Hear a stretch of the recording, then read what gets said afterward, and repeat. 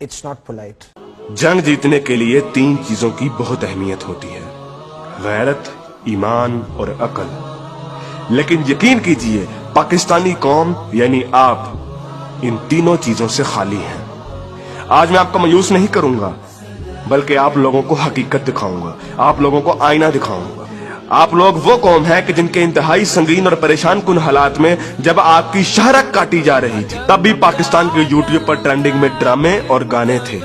क्या गज़वा हिंद की पेशनगोई इस कौम के लिए की गई थी कि जिसकी 80% आबादी हराम खाती और कमाती है, जिनके पेट में हराम होता है, जिस कौम की 90% आबादी झूठ बोलती है, गाहक को चीज की खामियां और नुक्स बताए बगैर बेच देती है और इसको अक्लमंदी समझती है, जिस कौम की बेटियां टिकटॉक पर नाचती हैं और इस कौम के शाहीन उन्हें बड़ी खुशी से देखते हैं। और यही बेटियां और बेटे जब वालिदैन बनेंगे तो सिवाय नाचने वालों के और क्या पैदा करेंगे, और ये माएँ क्या तरबियत करेंगी। हकीकत तो ये है कि बेगैरत हिंदू और यहूदी नहीं, बेगैरत आप हैं। आप पाकिस्तानी बेगैरत हैं।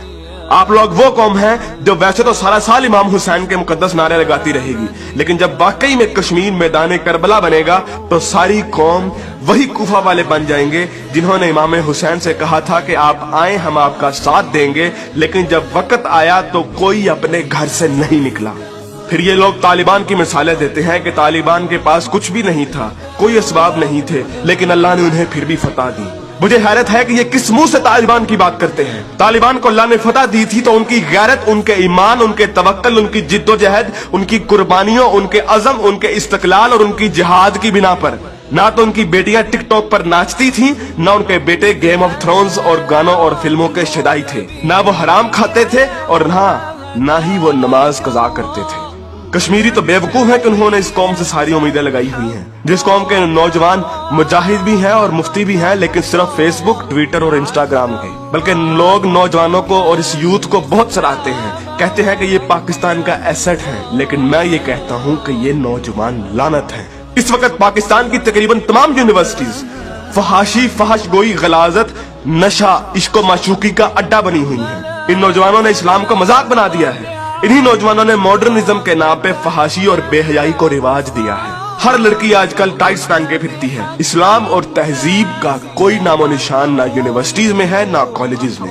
आज के लड़के गर्लफ्रेंड बनाने और लड़कियां बॉयफ्रेंड बनाने को फख्र समझती हैं। इन्हीं नौजवानों में चर्च और सिगरेट एक फैशन बन चुका है। हॉलीवुड के गाने और फिल्में और खुसूसी तौर पे नेटफ्लिक्स आज फैशन, मॉडर्न और पढ़े लिखे होने की अलामत है। और फितने सिर्फ शहरी इलाकों में ही नहीं, देहात में अक्सर मसाजिद खाली पड़ी रहती हैं। बमुश्किल किसी मस्जिद में एक सफ से ज्यादा नमाजी होते हैं। और झूठ, शरीकेबाजी, बदला और फसाद जितना देहात में होता है उतना तो शहरों में भी नहीं होता। अक्सर कॉलेजेस और यूनिवर्सिटीज के असातिज़ा फहश किस्म की जुगते लगाते हैं और बच्चों को बजाय अखलाकियात की तालीम देने के खुद बद अखलाकी की मिसाल बने होते हैं। और ऐसा क्यों ना हो, जब टीचर 45 मिनट पढ़ाने के पैसे ले लेता है लेकिन 20 मिनट पढ़ाता है और बाकी टाइम या तो मोबाइल पे गुजारता है या जुगतबाजी में या मजाक करने में, तो जब असातिज़ा तक के पेट में हराम की कमाई होगी तो वो क्या अखलाक सिखाएंगे। और सबसे बढ़कर हम जिन्स परस्ती और लोंडेबाजी पे पने हुए मजाक इस कदर आम हो चुके हैं, इस कदर आम हो चुके हैं कि सोशल मीडिया पर चलने वाले बिलावल भुट्टो और शेख रशीद की मीम्स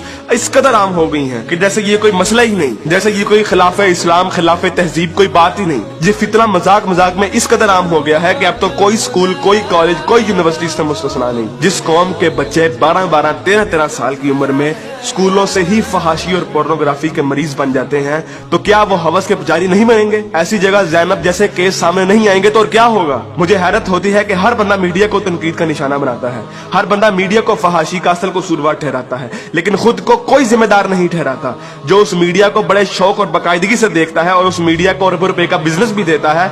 बल्कि टीवी और गाने तो इस कौम के लिए आज ऑक्सीजन बन गए हैं। आप अभी किसी नाई की दुकान पर चले जाएं, किसी दर्जी की दुकान पर चले जाएं, हत्ता कि किसी चिंची रक्षे को देख लें, सब जगह गाने और मुजरे चल रहे होंगे। तकरीबन हर बंदे के व्हाट्सएप के स्टेटस पर या तो कोई टिकटॉक की वीडियो या फिर गाने लगे होंगे। और सबसे बढ़कर बेशर्मी और हराम इस कौम में इस कदर सराहियत कर गया है कि अब तो नातों को भी म्यूजिक के बगैर नहीं सुनते, नातों तक के अंदर म्यूजिक लगा दिया गया है। हमारी कौम का तो मजदूर और गरीब बंदा भी उतना ही खबीस है कि जितना अमीर। हर बंदा हराम खाता और कमाता है, फर्क सिर्फ ये है कि कोई ज्यादा खाता है और कोई कम। मुझे बताइए कि कितने मजदूर और कितने गरीब लोग आप मस्जिद में देखते हैं? किसी बाजार में चले जाएं, मर्दों से कई गुना ज्यादा औरतें नजर आएंगी। औरत अब बाजार की जीनत बन चुकी है। इस इस्लामी मुआशरे में आज तक किसी को कुरान तर्जुमे से पढ़ने की तौफीक नहीं हुई। और अगर कोई पढ़ता है तो सिर्फ अपने मतलब के दलाइल ढूंढने के लिए।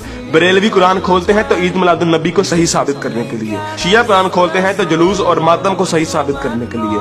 तबलीगी जमात वाले कुरान खोलते हैं तो सिर्फ तबलीग के दलाइल ढूंढने के लिए। औरतें कुरान खोलती हैं तो मर्दों को निगाहें नीची करने वाली आयत दिखाने के लिए, और मर्द कुरान खोलते हैं तो औरतों को पर्दा करने वाली आयत दिखाने के लिए। और बहुत सी अवाम तो ऐसी है कि जो सिर्फ और सिर्फ वजीफे करने के लिए कुरान खोलती है। यानी इन लोगों ने कुरान को अल्लाह की किताब नहीं बल्कि टेलीफोन डायरेक्टरी बना दिया है। अपने मतलब का नंबर निकाला और डायरेक्टरी बंद। उलमा भी इन लोगों को कुछ नहीं कहते हैं। हर जुम्मे पे उलमा सिर्फ फजाइल की बातें करते हैं, कभी लोगों को ये नहीं कहते कि बेगैरती से कैसे बचा जा सकता है, बदगुमानी से कैसे बचा जा सकता है, झूठ से और फ्रॉड से कैसे बचा जा सकता है। उलमा भी लोगों को नहीं कहते कि कुरान तर्जुमे के साथ पढ़ो और सुनो कि तुम्हारा रब तुम्हें क्या कहता है। और यकीन कीजिए कि जब आप कुरान तर्जुमे के साथ पढ़ेंगे तो आपको अंदाजा होगा कि एक बार सुभान अल्लाह या 100 बार कलमा पढ़ने से जन्नत नहीं मिलनी। अमल करना पड़ता है, अमल। लेकिन हमारे मीठे मीठे उलमा और मुबल्लिग सिर्फ और सिर्फ मोहब्बतें बांटने पर जन्नतों का वीजा दे देते हैं। जिस मुल्क में दुनिया में सबसे ज्यादा ईद मिलादुन नबी मनाई जाती हो, मुहर्रम के जुलूस निकलते हो, तबलीगी जमात वाले तबलीग करते हो, वही मुल्क दुनिया में करप्शन और झूठ और हराम कमाने में सबसे आगे है। तुम लोग कुर्बानी के लिए जानवर भी लेते हो तो सिर्फ लोगों को दिखाने के लिए, अपना स्टेटस कायम करने के लिए। यकीन कीजिए असल गद्दार आप हैं। कायदे आजम अल्लामा इकबाल और 50 लाख शोहदा के लहू से गद्दारी की है आपने, पाकिस्तान से गद्दारी की है आपने, और सबसे बढ़कर अल्लाह और उसके रसूल से गद्दारी की है आपने। ग़ज़वा उहद में जब सहाबा ने हुजूर अकरम सल्लल्लाहु अलैहि वसल्लम की एक छोटी सी नाफरमानी की थी, तो उस छोटी सी नाफरमानी की बिना पर अल्लाह ने मुसलमानों को बहुत बड़ी शिकस्त दी। हालांकि वो सहाबा थे और अल्लाह के रसूल भी उनमें मौजूद थे।